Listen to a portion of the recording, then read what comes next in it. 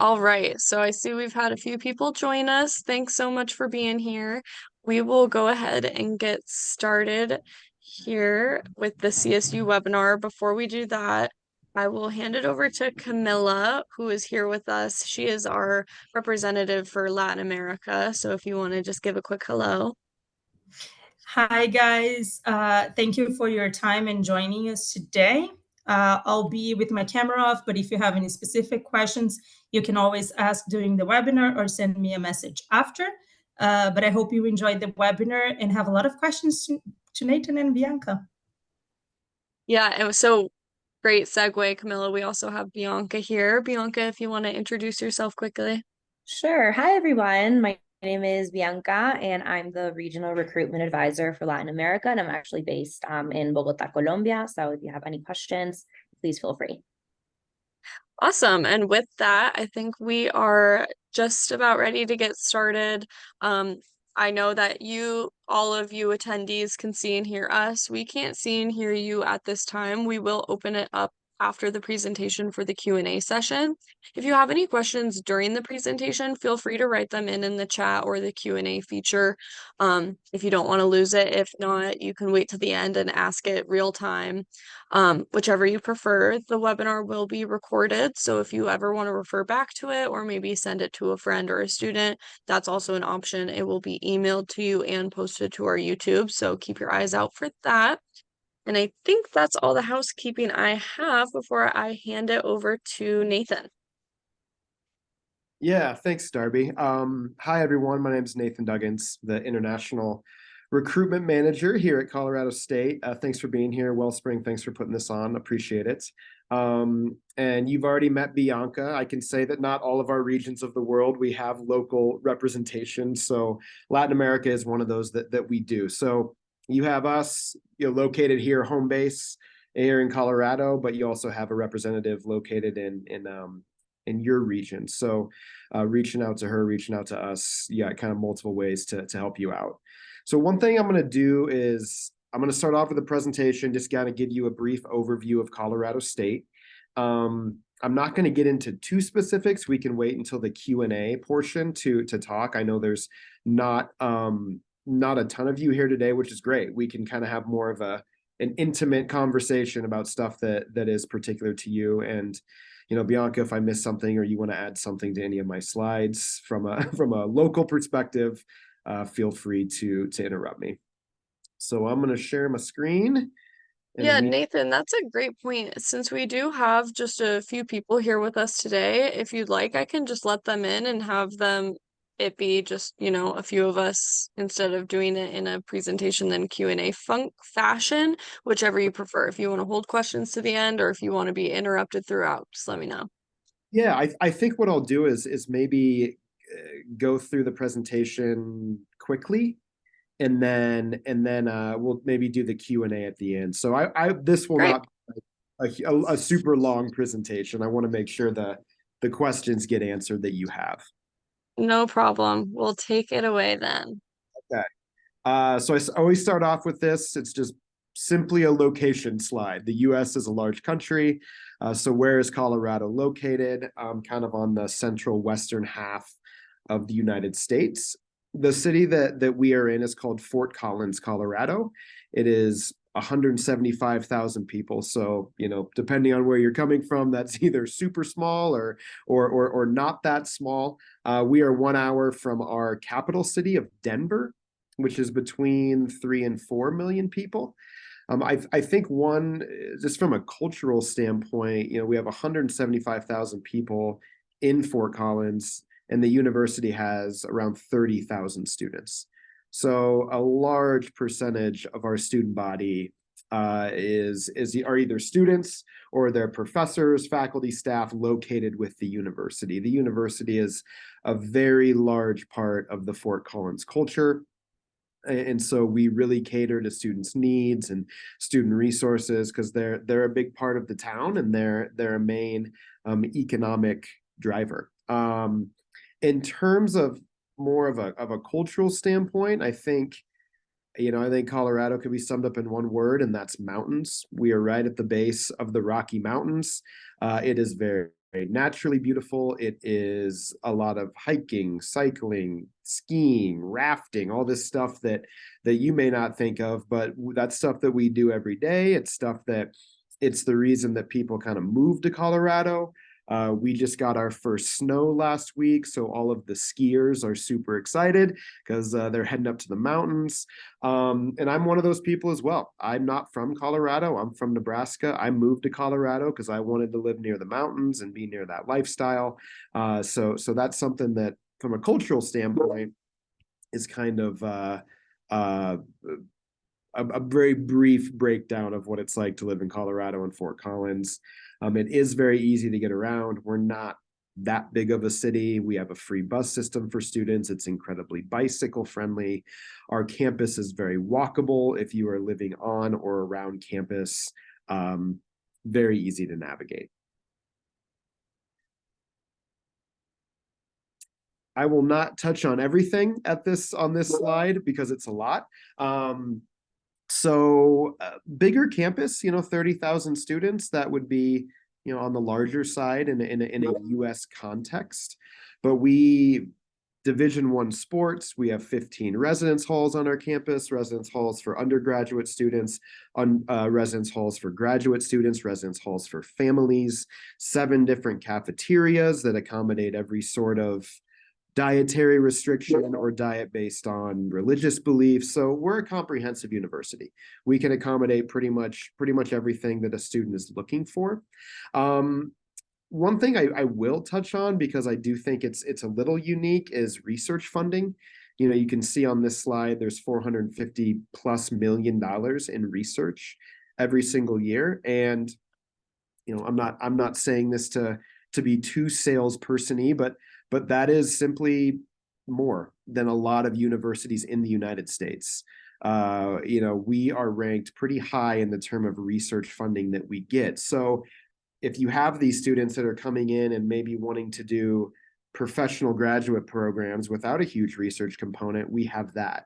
Or if you want students to do really research intensive programs, we have that. We offer a lot of research at the undergraduate level as well, which is something that not a lot of institutions can offer, because most research funding is reserved for your master's and PhD students. But we have a lot of graduate students, or I'm sorry, we have a lot of research funding that we can kind of spread out to multiple students across all academic levels. Some of our more popular programs, and this is pretty common with both our undergrad and our graduate students. So your biomeds, your business, computer science, econ, engineering, kind of all types of engineering, are pretty popular at both the undergraduate and graduate level. These are for our international students who started here in fall 2023. So this tends to change a little bit every single year. But your business, your computer science, your engineering, those tend to be on the list year after year. But, we offer, I think at the undergrad level, we're close to 200 different areas. We're close to 100 different areas of study at the graduate level. So when I say that we're pretty comprehensive in our academic offerings, I really mean that. We have a lot of different programs for you. Some of our most popular countries, we have kind of the Gulf region covered with Saudi and Kuwait. India, India is a big country with a lot of people, so we always have a lot of Indians come for us. Vietnam is big. Uzbekistan is really big for us. In Latin America, Brazil, probably no surprise there. It's the biggest country, is our largest represented. Colombia, we do pretty well. Ecuador, we do pretty well.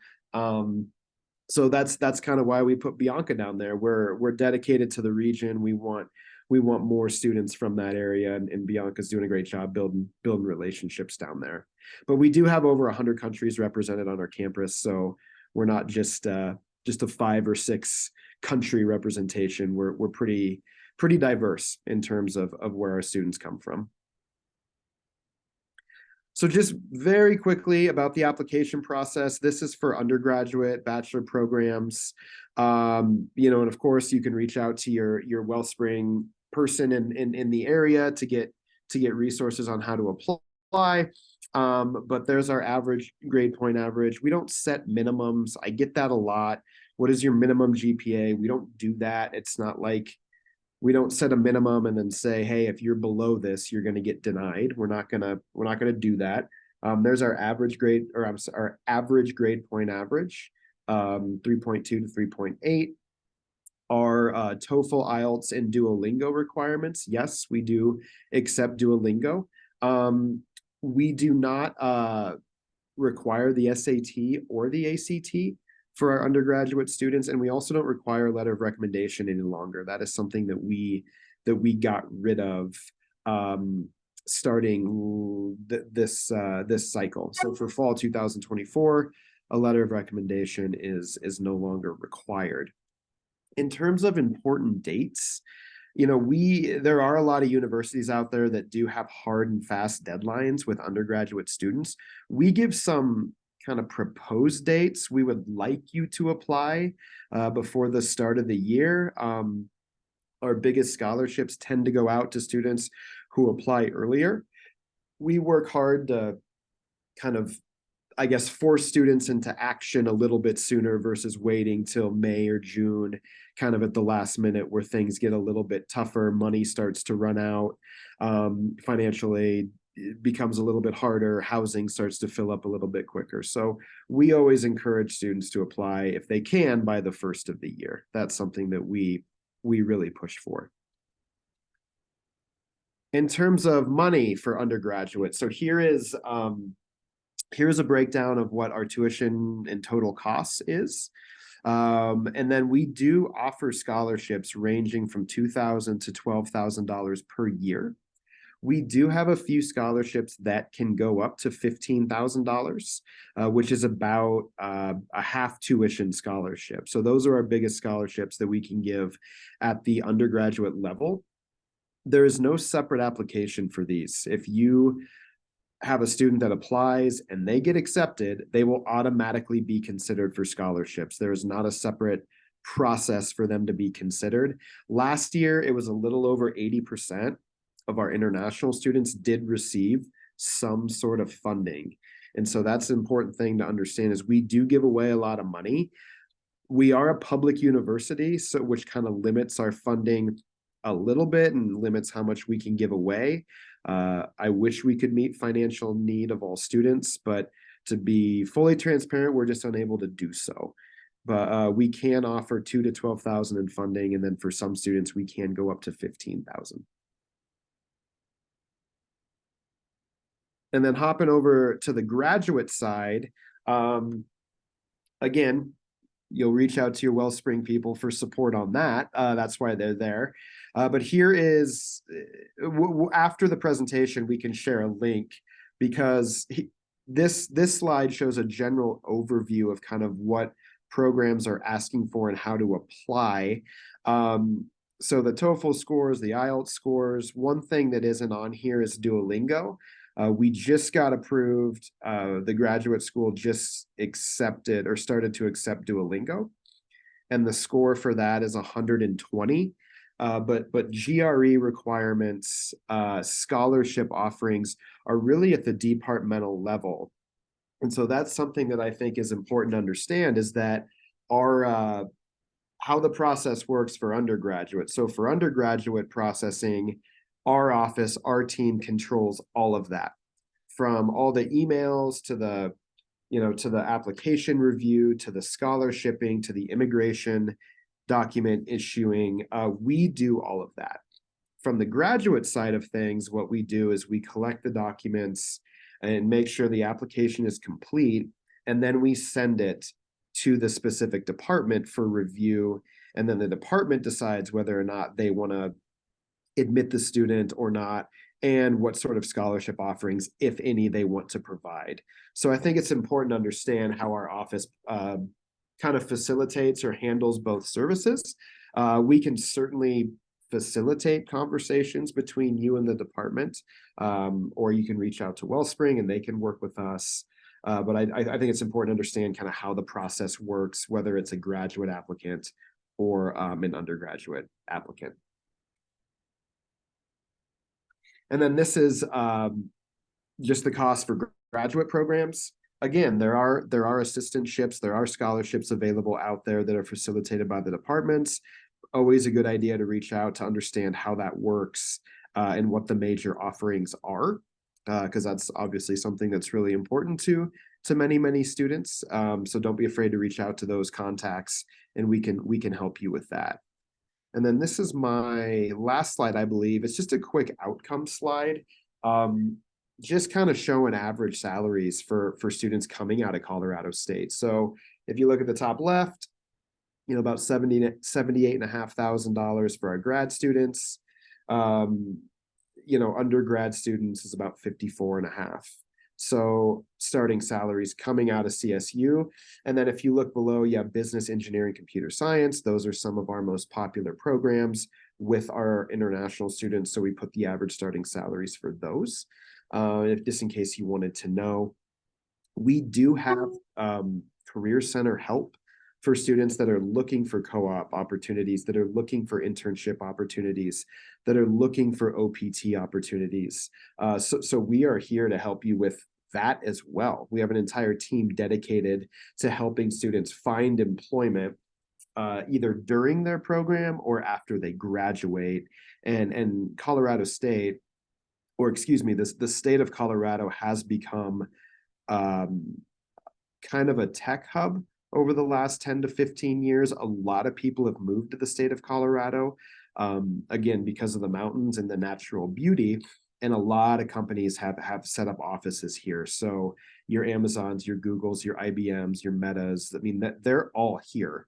And there's a big entrepreneurial, I guess, community here in Fort Collins, in Boulder, in Denver. There's a lot of startups. And so we kind of help facilitate the working with those companies and matching that with not only our domestic students, but with our international students as well. And with that, these are just a few QR codes. If you wanted to reach out, or if you care about following us on Instagram, you can do that as well.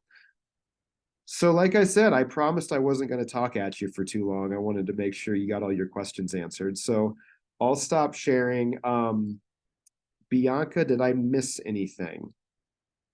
Okay. No, I think it was all good. Awesome. Thank you. So I know there's 4 attendees here. So I guess Darby, we can open it to questions.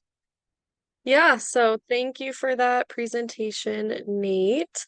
As for all of our agents joining us today, if you have any questions, feel free to unmute yourself. I see a hand already raised, so we'll definitely start with you, Diego. Guys, so thank you, Darby, Bianca, and Nathan. Thank you very much. My question is regarding to the athletes. So some students, they are looking for some opportunities to get in the athletes part, and I know it's total different from the admission part and everything, but I really want to know more about CSU in general, about the athletes, and if you can. Yeah, thanks, Diego. That question honestly deserves its own presentation because it is so I know, I'm sorry. No, you're fine. Because the United States, we like to do a lot of things to confuse you when it comes to athletic scholarships. Tell me about it. Yeah.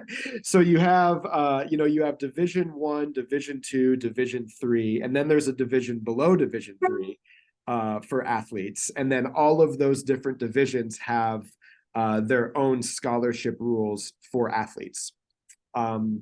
So Colorado State is a Division I athletic school, which is the highest division in the United States.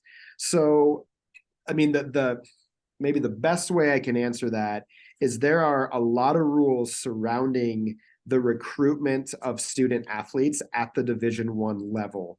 Rules being like there's certain times a year that they can't even talk to students versus times of year that they can go and actively recruit. the recruiting of Division I athletes really is done on the part of the coaching staff. So, the biggest international athletes on our campus are going to be on our women's basketball team and our women's volleyball team. A lot of international students on those two teams. And so the coaches just go out and they find people. How do they find them? They go to camps.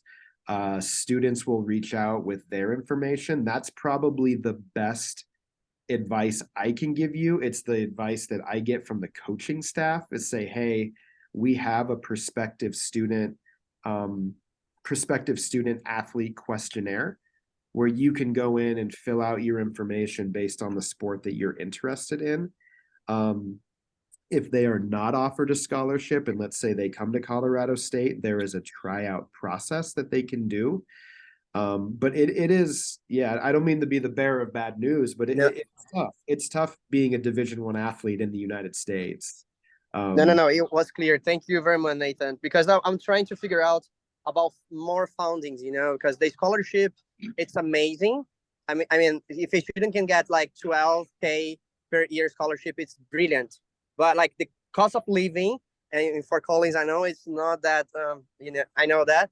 So I'm just like wondering if besides the funding that you show, the scholarship, the athletes, is there any other option for students to try to cover a little about the cost of living? What do you recommend? Yeah, so a couple things. I mean, in Latin America specifically, and Bianca can help me with this because I forget, but we get a lot of. I don't know if you're familiar with the Organization of American States, OAS. No, I'm not.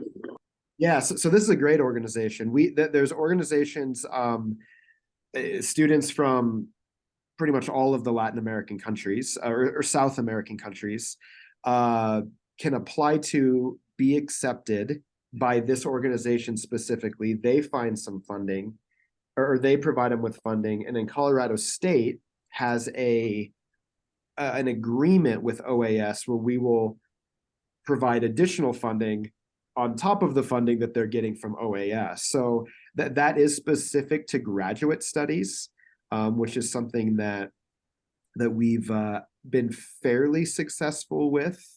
Specifically with our MBA program, they've really taken advantage of that. Bianca, what else am I forgetting? Cold for Oh, I was going to mention that. And Diego, specifically OAS in Spanish is la OEA. So in Spanish, it's OEA. Entonces son los estados que están con la OEA, basically. And then something else that we can add is scholarships from other departments. So students can't combine scholarships from our office. But if they get a scholarship from, I don't know, let's say the student is studying something in biology or engineering, and they have a scholarship coming up. If they win that scholarship, they can stack that scholarship with our scholarship for the International Enrollment Center. They just can't stack any scholarships that are from the same office, but we always make sure to give them the higher scholarship if we do come out with something different. So I think that it is important to tell students that there are other scholarships available. Right now, we're just talking about the one from the International Enrollment Center, but if other departments have something rolling out for undergrad students, they can definitely combine that. Or organizations too, student organization and clubs in the States is very, very popular. And sometimes they come out with their own scholarships. Let's say they're in the Hispanic Student Association or in Model UN, and they are, raising funds for scholarships. They can definitely combine a variety of scholarships. Yeah. Oh, brilliant. Thank you. I'm sorry for your question about money, but Latin America is a very price sensitive. So a lot of students ask about scholarships, and I hate asking about scholarships, but I need to. So thank you. No, of course. And Diego, I mean, anything that I also feel that everything is on a personalized basis. Some students excel very, very well academically, and they can access other scholarships, maybe in their second year or in their junior year. So even though there may not be many opportunity when they're first applying, there's definitely stuff that opens up for students that have been on campus for a little bit. Yeah. And Carmen, I know you have a question, but I want to address one more thing pertaining to scholarships at the graduate level. So one thing that we started doing kind of last spring, because we have a president here that is really, really international student focused, which is great, is we'll go to a lot of our graduate departments and say, hey, do you have any students that are maybe $6,000 to $8,000 short of funding that you really want to admit? And so, you know, we have some wiggle room. Like I said, we control the whole process with the undergraduate students, but at the graduate level, we try to go out to the departments and say, hey, can we help any way? Because if we can, you know, if a student's $5,000 short, that, you know, that shouldn't be a reason they don't come to Colorado State. Like, we can help close that gap. And so we work very closely with graduate departments to try to meet funding where we can as well. So I wish I had a better procedural answer for you, but I don't. It's simply just a matter of going out and saying, hey, who are you really excited about? What is their funding gap, and can we meet that gap? So thanks, Diego. I appreciate that. It's like Awesome. Yeah, I was just about to say we have a hand raised. If Carmen, you want to ask your question. Yes, we have undergraduates with IB diplomas. Can they get more things that when you don't have the IB? Perhaps, I don't know, if they have good grades, can they move one semester or something like that? Can you do those things? Yeah, so that's a great question. So the IB, the advantages of that are a couple things. One, we don't require traditionally in the English proficiency for students coming out of an IB program. I mean, very simply, you know, you couldn't get through an IB program if you didn't speak good English. And I just actually, this timing is perfect because I just looked this up a couple weeks ago. The average number of credits that we gave to students coming out of the IB program this fall, so the students that started back in August, was 25. So 25 credits, which if it's very good. I mean, I'm very happy. I'm very happy. That's almost 1 year worth of credit, which is about tuition anywhere from $23,000 to $25,000. So that's a year of tuition they're not paying. Plus, you know, if we throw a scholarship on top of that, it's a pretty lucrative financial package. And one thing we try to do, Carmen, is in the letter to our IB students is we'll say, hey, you've been awarded a scholarship of X, and then we think that your, you know, the estimated value of your IB credits is going to be whatever it may be. And so we try to give them an idea of. Yeah, we can have predicted scores. So you can see how good our students are. That's something different from Ecuador, where I come from. And I think they are very good students, and they're always asking for scholarships and of course to get some help, because our economy is US dollars, but we are still Latin America. Well, I mean, I love talking to IB students specifically because I can explain to them that credit system and what it means and the financial savings associated with it. And what, like, you can see the wheels turning right in their head. Yeah. Yeah, I think it's a good, great opportunity for them. Yeah. So I think we can have some students for you. I think when we had sent 3 students, and afterwards the next year are 15. I'll take. So it's something that the word to mouth here is very heavy. Sure. So Yeah, it's a way of it's a good support, actually. that'd be great. Thank you. Carmen, I just put a link in the chat where you can see how many credits a student can get depending on what they scored on their IB class or if they did the full diploma. So it's a good little chart to have when kids are kind of looking at their IB grades. You can see how many credits CSU will give that student depending on what they scored. So yeah, it's just a good link to have. Okay, it's open for me. Opening the other. Awesome. Well, do we have any other questions today? I see. Oh, we have a thank you in the Q&A. Oh, we had a question. Deadline to send applications will be great. For spring of 24? Yeah. Deadline for application for spring 24. Oh, for undergraduate, Carmen? Yes. Yeah, so we we're kind of flexible. I mean, I always think of, what's going to give them enough time to get through the visa process. So I mean, we're coming up on December 1st here. I think our spring application, or I'm sorry, our spring semester starts at mid-January.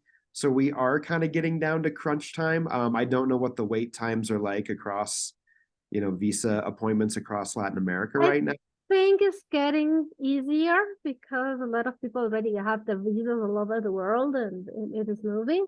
Yeah. So as soon as we have the I-20, we start to do all the Sure. procedures, and usually the embassy call us, and we go to the embassy and they give us all the information very early in the year, so Yeah. we know how fast we need to send all the documents, or if we have more help from the embassy. Usually we can do that because they know us, so we can do some helps.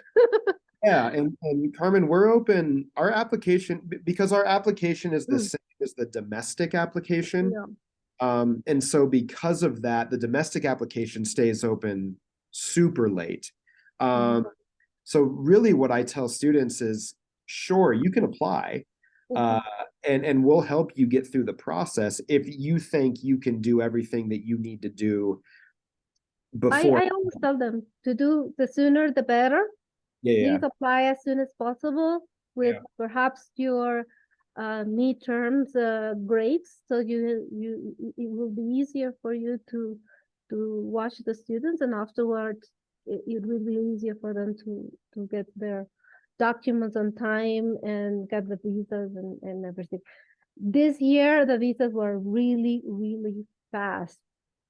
Good. Here in Quito. And I'm sorry, where are you located? Quito, Ecuador. In Quito. Okay. Well, that's good. Yeah, we're here. Wellspring's here to help get them fast moving through the process. Yeah, I'll send you a message, Carmen, and we can talk about it. Thank you, Camila. I really appreciate it. Not a problem. Awesome. Well, any other questions today? We've had some great questions so far, so. Yeah.